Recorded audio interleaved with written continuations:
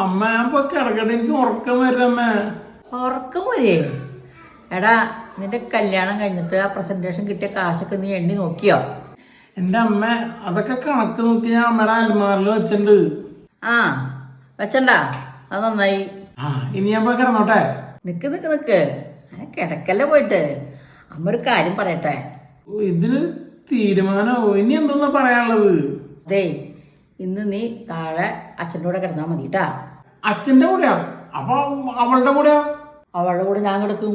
അയ്യേ, അമ്മയാ? എന്തേ, ഞാൻ കിടന്നാ പറ്റില്ലേ? അമ്മ എന്തിട്ട് വർത്താനം പറഞ്ഞ? ഞങ്ങളുടെ ആദ്യ രാത്രിയല്ലേ, ഞാനല്ലേ കിടക്കണ്ടേ? അതൊക്കെ അവിടെ നിൽക്കട്ടെ. അതെ, നിന്റെ കല്യാണം നടക്കാൻ വേണ്ടിയിട്ടേ ഞാൻ ഒരുപാട് അമ്പലങ്ങളിൽ വഴിപാട് നേർന്നുണ്ട്. അതെല്ലാം നടത്തിയതിന് ശേഷം മതി നിങ്ങൾ ഒരുമിച്ച് ജീവിക്കാട്ടാ. അത്രേ ഉള്ളൂ. നമുക്ക് നാളെ തന്നെ പോയേക്കാം. നാളെ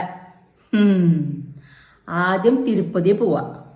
അത് കഴിഞ്ഞ് പഴനി പോയി ശൂലം കുത്തി കാവടി എടുത്ത് തല മുട്ടടിക്കണം. എന്തിന്? ഇതെല്ലാം കഴിഞ്ഞ് ഗുരുവായൂർ അമ്പലത്തില് 21 ശൈന പ്രദക്ഷിണം നടത്തണം. കുറഞ്ഞതൊരു 7-8 മാസം പോക്കാം.